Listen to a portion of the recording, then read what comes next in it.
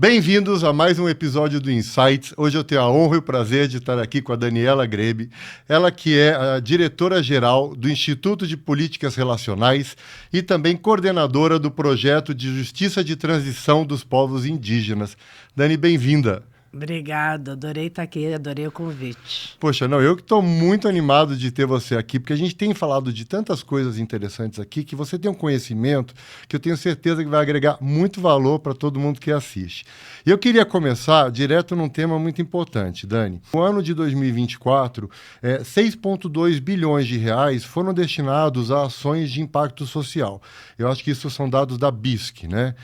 Só que, por outro lado, a Comunitas, ela informa que 40% desses investimentos não chegam a um ano e que menos de 14% ultrapassam os 3 anos. Ou seja, o que a gente precisa fazer? O que está errado? Como é que as empresas podem realmente participar mais de projetos sociais?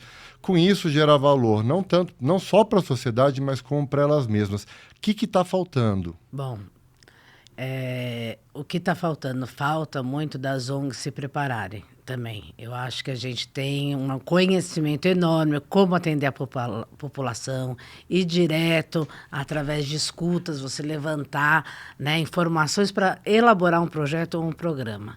A questão, eu acho que é toda na administração dos recursos que a gente está falando. Então, o dinheiro tem. Tem em todos os lugares, tem de emenda parlamentar, tem de lei Rouanet, tem de doação internacional, nacional, doação direta, tudo que você pode imaginar. Só que as ONGs precisam se preparar melhor na questão burocrática e da documentação. O Relacionar já tem 20 anos, mas a gente fala assim, a gente tem o kit de documentação, quando pede a gente já manda. Então você tem que ter toda a documentação em dia, toda a ata, ter uma transparência, principalmente, dos recursos. Então, eu acho que elas não têm falta de experiência no que elas vão fazer para atender a população ou qualquer projeto ou comunidade. A questão é de uma burocratização enorme que tem para chegar a esses recursos e a gente teria que investir mais para essas ONGs e organizações sem fins lucrativos também, que são os OCIPs, a gente ter uma orientação, capacitação para receber esses recursos. Uhum. Para preparar toda a documentação, defender a documentação, a ideia, eu imagino, que deve ter algum tipo de banca aprovadora, eu não sei se presencial ou online, para que ela tenha um certificado, né, que receba realmente os fundos. É isso. Não, primeiro você tem várias etapas, por isso que é tão complicado. A gente, no Relacionais, tem 2 emendas parlamentares, você tem uma da prefeitura e outra do governo federal. Cada uma delas é uma plataforma diferente, uma forma de apresentar diferente, uma forma de prestação de conta diferente. E a documentação você tem uma só que você tem que atualizar mensalmente como qualquer empresa, né? Lei Rouanet é um outro formato. Então, tem muitos formatos para conseguir. Então, a equipe daquela ONG, ela precisa saber, ter competência para fazer isso. E muitas vezes a gente fica muito lá no projeto, atendendo a quem precisa, e tem uma estrutura menor para essa questão burocrática. E é uma coisa que você precisa muito. Isso foi uma das coisas que eu foquei no Relacionais há 20 anos. Fiz um núcleo duro só para isso. Porque senão você não consegue acessar os recursos mesmo. Mas muito então, difícil. aproveita e conta um pouco mais da Relacionais, vai. Então, o Relacionais, ele nasceu em 2003. Ele nasce com uma escuta onde a gente foi para as ruas escutar a população de São Paulo em mais de 130 lugares. E a pergunta era, o que você pode fazer por uma feliz cidade? E ele nasce da escuta da população e das comunidades. A gente não faz nenhum projeto, nenhum programa sem escutar a comunidade, porque a gente não sabe nada. Quem sabe é a comunidade. E a gente não faz nada sozinho, sempre parceria. Por isso, Relacionais. Porque a gente sempre faz parceria com alguém, né? A gente faz parceria com o poder público, junto com a comunidade, junto com o pessoal de divulgação. Um projeto, se ele não tiver vários parceiros, alguma coisa está errada, porque ninguém sabe tudo. Né? E a gente começou a fazer projetos com a base do sociopsicodrama. O psicodrama é uma metodologia de grupos e de escutas. Ela é rápida e eficiente, que você trabalha com drama. Né? Então, com o conflito, com o que está acontecendo ali naquela comunidade. Porque todo projeto é para resolver alguma coisa. Né? Ele nasce para resolver alguma coisa que não está sendo organizada e saudável para a nossa população. Então, só para entender como funciona direitinho, ao invés de você aplicar um questionário nas pessoas, você reúne as pessoas e cria um debate sério em cima do que está faltando e você tira a informação daquele debate, é isso? Isso, vou dar um exemplo do projeto Banho para Geral.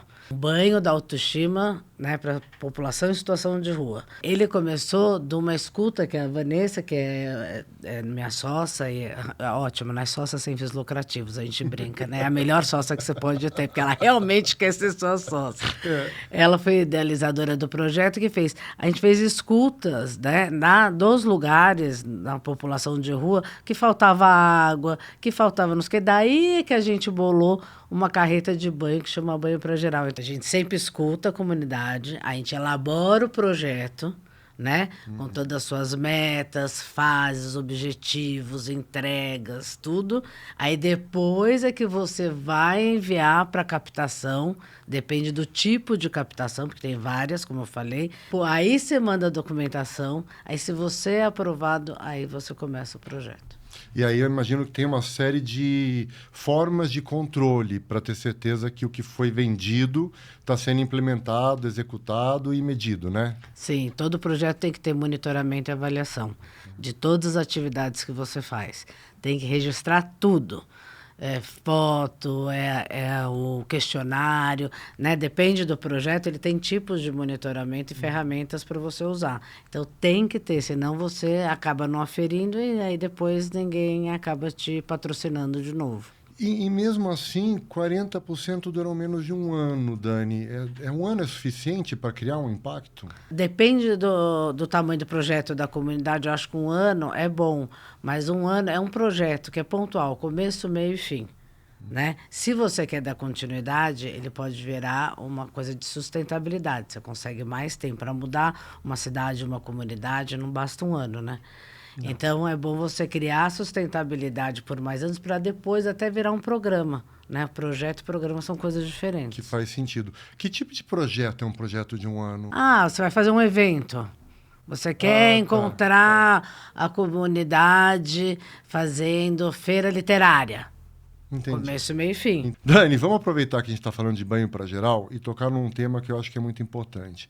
Quando a gente olha o que acontece em mídia social, há uma adesão muito forte das pessoas, né, a tudo que é comunicado, né, de ações que apoiam as comunidades, a sociedade, a uma vida melhor para as pessoas que precisam, etc.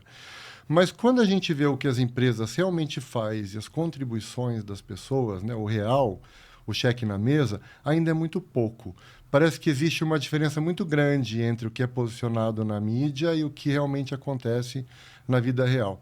Será que isso é uma coisa cultural do brasileiro ou é uma questão de realmente saber como? Eu acho que a primeira coisa é uma falta de política pública, né? Se o banho, ele não deveria nem existir. A gente tem uma carreta de banho para ir dar banho na rua. Todo mundo tem direito a ter o banho.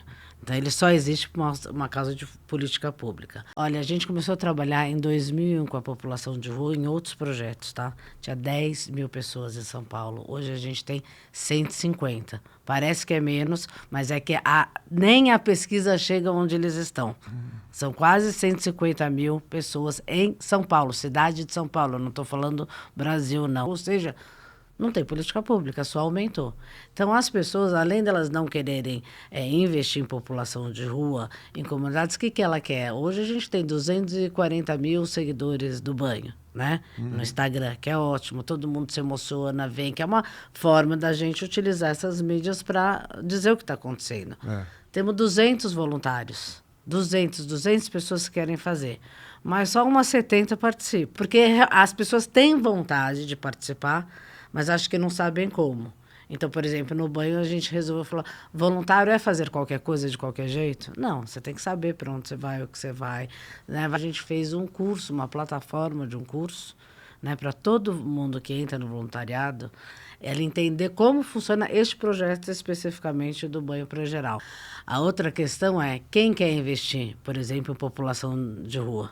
Né? Tem projetos que ele não dão visibilidade legal para o patrocinador, né? Que só quer ver coisa bonita e nem sempre é. mas que deveria entender que fica uma mensagem muito forte, né? Talvez algumas marcas elas já tenham um posicionamento forte o suficiente para poder mostrar que também apoiam a comunidade. Acho que isso é uma coisa a se pensar e a se trabalhar. Quando eu estava aqui, tinha um pessoal que organizava uma sopa, a sopa do inverno, né? E saíam distribuindo sopa para a população de rua.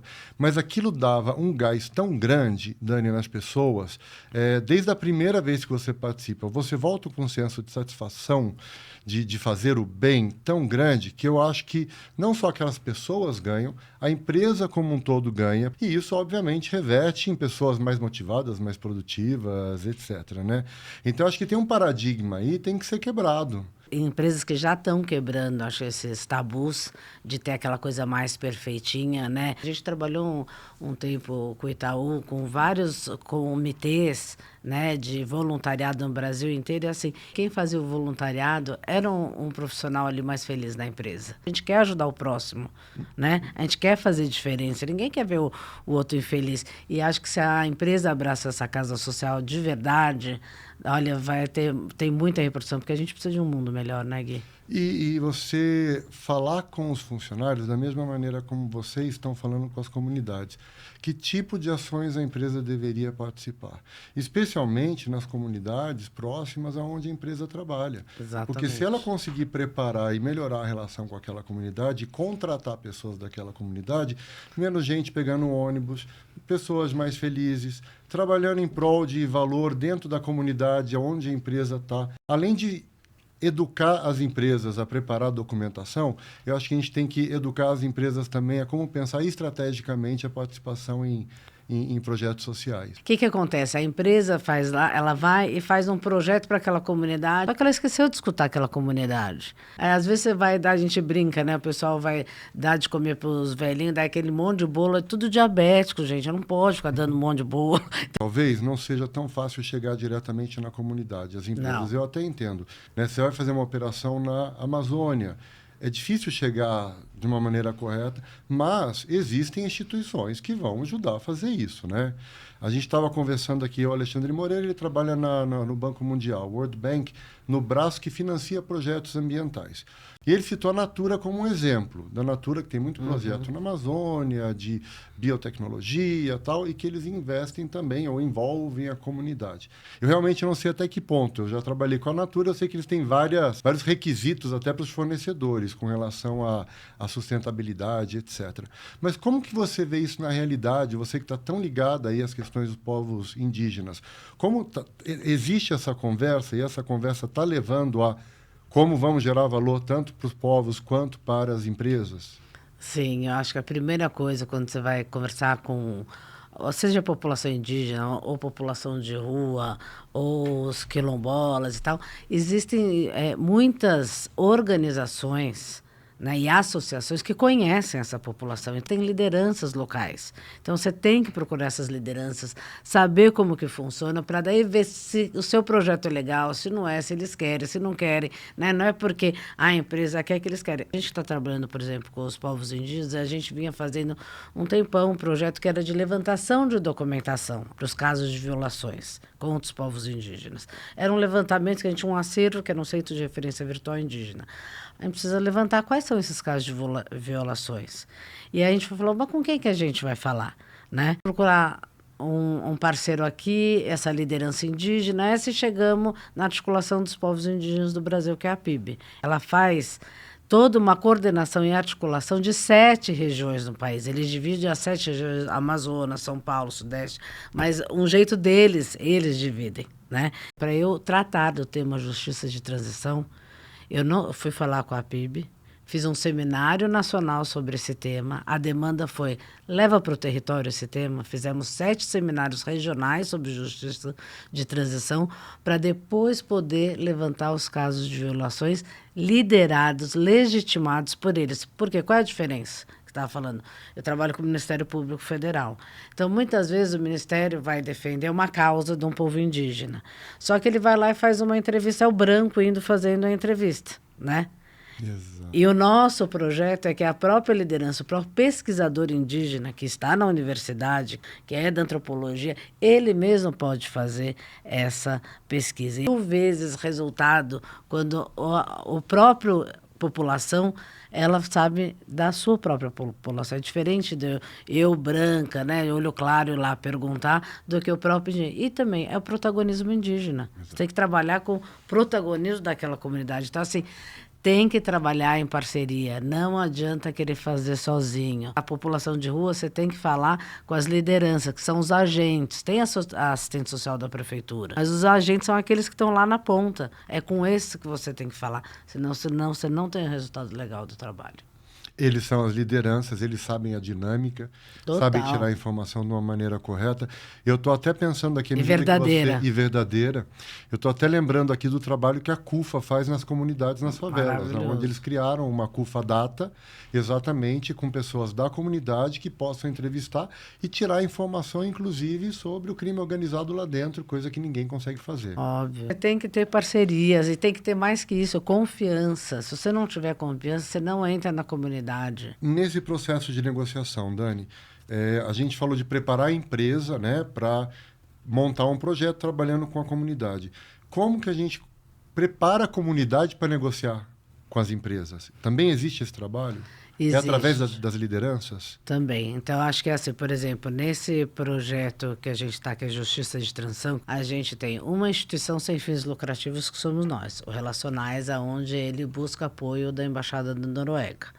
Aí você tem uma articulação dos povos indígenas, que é um movimento, não é uma organização fechada. Ele tem várias organizações, mas ele é um movimento. A gente tem uma universidade e a gente tem um parceiro que faz doação internacional. Então, primeiro você tem que fazer toda essa estratégia. Eu acho que uma diferença muito grande dessa questão dos projetos, quando você faz, você tem um projeto na cabeça. Você escreve. Quando vem alguém te patrocinar, ele pede para mudar por causa dos formulários. Aí quando você começa a se confundir, começa a fazer um Frankenstein de projeto. E esqueceu exatamente que é aquilo mais importante que você faz. Central, né? Então, nunca esqueça de deixar aquele geral que você fez. E, às vezes, é uma ação que você vai fazer como patrocinador, uma ação com outro. Mas o projeto como um todo, você tem que ter focado na cabeça. E abrir planilha, gente. Se é dinheiro que a gente está falando que é público, tem que ter planilha aberta. Tem que falar, eu sou coordenadora, ganho tanto, o outro é assistente, ganha tanto, o outro... E está tudo bem, transparência. Transparente, Porque se você trabalha junto, né? E é um dinheiro público, isso não é seu. Né? Então, acho que quando você também abre planilha, fala, a gente vai receber para isso, vamos fazer isso, tarará, a coisa fica mais clara. Todo mundo confia em você, mas o difícil é abrir planilha. E atender todos os interesses, né, Sim. Dani? Até porque muitas vezes a empresa que está entrando tem a necessidade de comunicar uma mensagem, né, que vai apoiar a reputação de marca, que não necessariamente, como você falou, está vinculada àquela ideia central do projeto. E aí tem que ficar... E às vezes você fala assim, tá bom, não é o projeto todo, mas é uma ação. Porque você tem que lembrar sempre que você não está pedindo nada, você está oferecendo uma oportunidade da empresa te financiar. Senão fica sempre aquela coisa do projeto social que passa o pires, sabe? Pois é. E não é assim. A gente está dando uma oportunidade daquela empresa se aliar, né, a uma política pública, à educação do país. Então, acho que é mudar um pouco a chave. Não é porque a pessoa está dando dinheiro que você tem que fazer o que ela quer. Falar, e às vezes é importante falar, isso não vai dar certo, vamos fazer isso e depois a gente faz isso.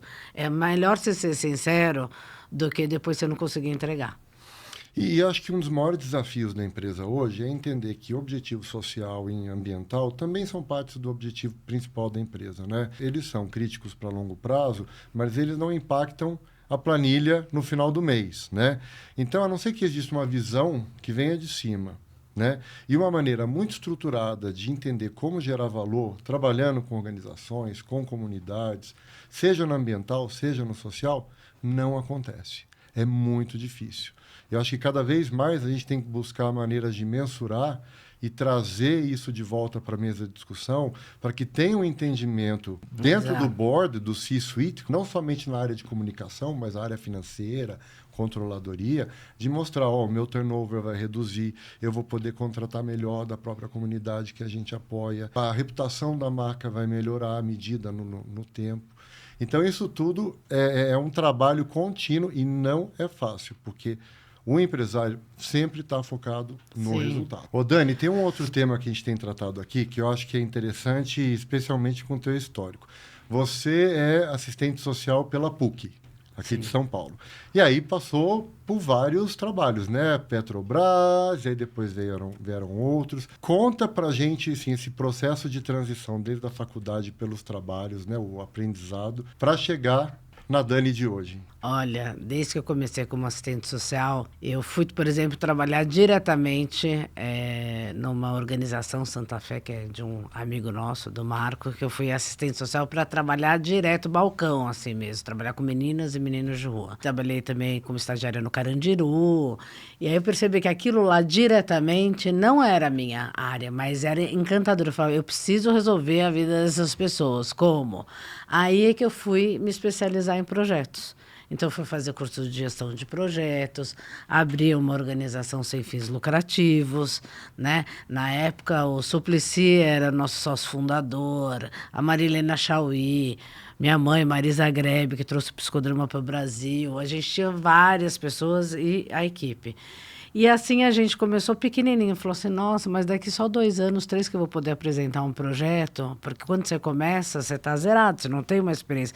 Mas toda a experiência que você foi criando, acumulando, você vai fazendo parceria com uma outra organização, até você fazer a sua, aí você vai criando projetos, você vai ganhando legitimidade também no espaço das organizações. Hoje a gente é reconhecido, as pessoas buscam a gente para fazer projeto hoje. Eu fiquei no Instituto Polis também, minha organização dentro do Instituto Polis, que era um parceiro nosso, implantei o Le Monde Diplomatique Brasil, que era um jornal que via Lei Rouanet. Depois eu fui fazer um outro projeto que era o Memória do Esporte Olímpico Brasileiro. A gente montou editais de filmes. Então, a gente que fazia o edital, não a empresa, a gente como organização da sociedade civil, e fazia o edital para as produtoras independentes para contar a história dos nossos atletas olímpicos e também de crianças da educação do Brasil. Então, tem vários formatos de projeto que a gente foi fazendo devido aos parceiros que a gente foi montando. Eu aprendi a fazer projeto de 1 ano, é o que eu fazia. Hoje, nossos projetos são de 3 a 5 anos. Isso muda o patamar, você vai entendendo. Nossa, você achou um que vai te dar 3 anos de projeto, dá para você pensar, trabalhar com a comunidade, daí dá para você ter algum resultado. E tinha época que a gente não tinha nenhuma grana para nada, todo mundo tinha que trabalhar voluntário, porque quando entrava projeto você tinha dinheiro, quando não entrava projeto você não tinha dinheiro. Eu falei assim, eu tenho que criar uma sustentabilidade, como é que eu faço? Aí eu comecei a entender como que em vários projetos eu podia criar sustentabilidade, eu tinha que ter um fixo ali, guardar para a minha equipe, para quando eu não tivesse projeto, ter dinheiro. E a gente conseguiu isso, a gente está aí há mais de 20 anos. Trabalhamos com a Fundação Bill e Melinda Gates, com vários projetos de bibliotecas, e sempre trabalhando com o poder público em prol de uma política pública, né? Esse é o nosso foco, fortalecer para que haja uma política pública, para que todos tenham direito. E todas as transições, elas foram realmente guiadas por coração mesmo. Qual que é o próximo, qual que é o próximo. Sempre, lutando, porque você trabalha para o projeto ou o programa, você tem aquilo, são 2 anos de projeto, o outro tem 1, o outro tem 3, o outro tem 5. Então, você tem que fazer todo o monitoramento e avaliação desses projetos para você ir para o próximo. E, às vezes, ele acontece como acontece agora, que a gente tem 2, 3 projetos que são paralelos e simultâneos. Então, você tem que ter equipe para tudo, né? Então, o negócio é você saber passar de um para o outro sem perder a sua equipe. Mas uma dica que eu dou, assim, essa coisa de organização sem fins lucrativos, você ter grandes equipes, é complicado. Porque normalmente quem tem grandes equipes são as fundações, fundação de banco, que são organizações grandes. As pequenas, ela tem que ter um núcleo duro que faz os projetos e a cada projeto ela contrata vários parceiros e vários profissionais. Senão, às vezes, não dá conta se você não tiver braço. grana e não tem braço. E nem tudo são fases boas, né, Dani? Você comentou, teve baixas, falta grana. Qual foi a mais difícil, assim? O que você aprendeu nos momentos mais complicados? De dar vontade de jogar a toalha? Dá, muitas vezes, mas fazer o social é um tesão, uma coisa tão grande, tão óbvia, tão ética, que não tem isso fora da minha vida.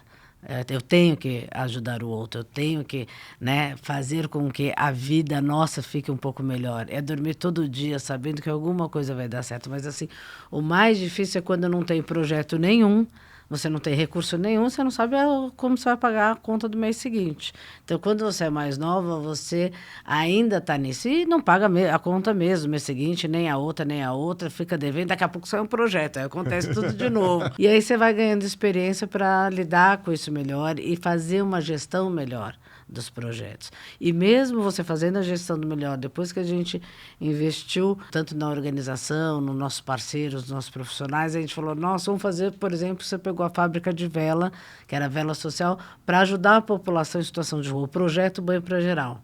O Banho para Geral estava mais ajudando a vela do que a vela ajudando.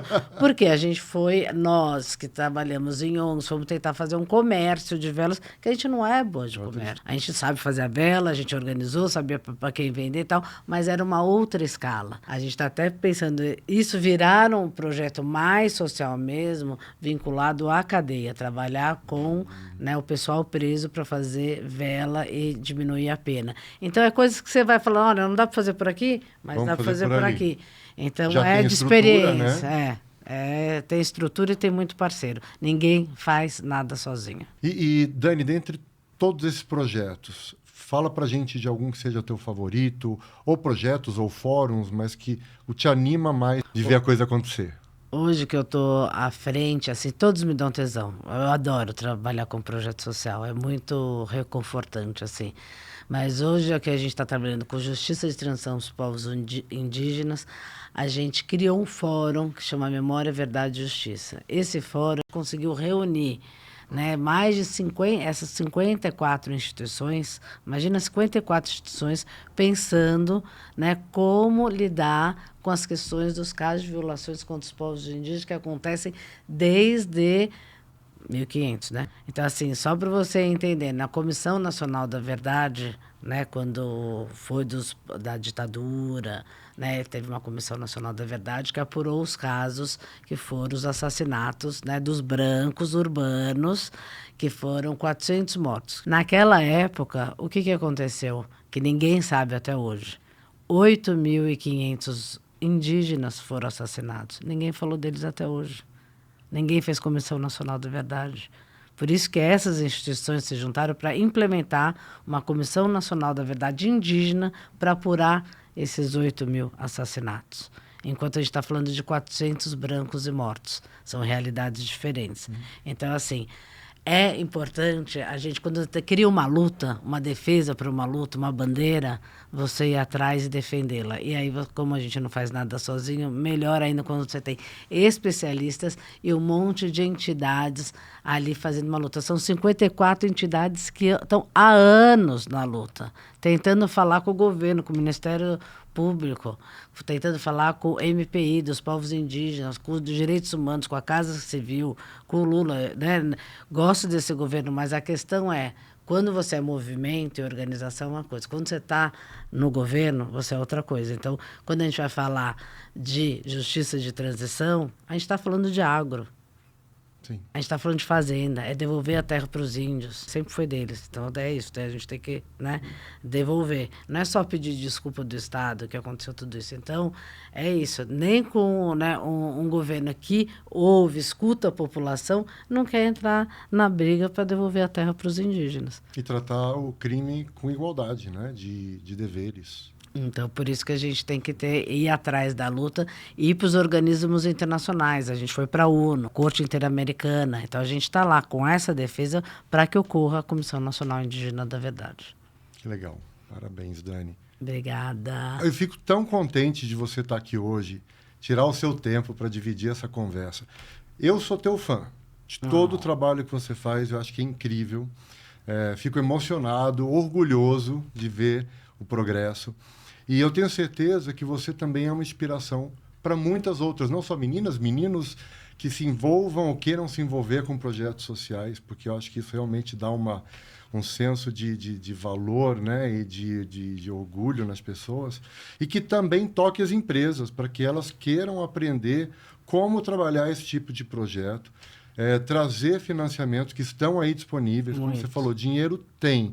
é exatamente pensar em como preparar esse projeto e entender como esse projeto ajuda a estratégia da empresa, com seus clientes, com seus fornecedores, com o mercado, com a sua reputação. É um trabalho muito bonito, mas que ainda tem que ser multiplicado. Espero que a gente aqui possa ajudar. Não, já ajudou e vou te dizer, o Relacionais ele também apoia outras organizações para captar recursos, porque tem dificuldade. E só mais um último aviso e um convite, nós vamos estar na Bienal do Livro com um livro da Andréa Bico Doce, que é uma pessoa em situação de rua, e de 6 pesquisadores indígenas sobre justiça de transição, que a gente conseguiu um espaço na Bienal com vários parceiros. Então fica o convite aqui. Bacana, fantástico. A Bienal começa agora... Setembro, de 4 a 13 de setembro. Então dá tempo da gente divulgar bastante. Dá. Obrigado, Gui. Obrigado, Dani. Muito Adorei obrigado. o convite. Valeu. E muito obrigado a todos por ficarem aqui até o final, ouvindo essa conversa. Eu achei fantástico, aprendi um monte. Espero que vocês também. Fiquem ligados no próximo episódio do Insights. Valeu.